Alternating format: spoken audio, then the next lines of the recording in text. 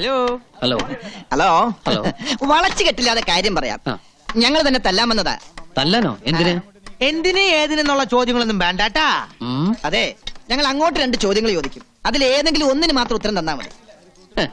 എന്താണാവോ നിങ്ങളുടെ ചോദ്യം? പറയാം. ആനയുടെ മർമ്മം എവിടെ?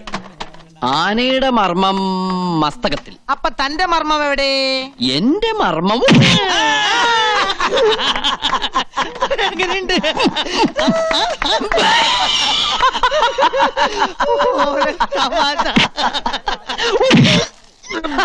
എങ്ങനെയുണ്ട്? കൊള്ളാം.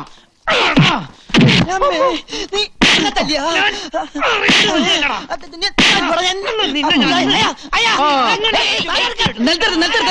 ഇതെന്താ കാവടിയാട്ടോ? എന്റെ ബാപ്പ പണ്ടൊരു കാവടിയാട്ടക്കാരനായിരുന്നു. നിലത്ത് നിർത്താനല്ലേ, എന്നിട്ടിരിക്കേ.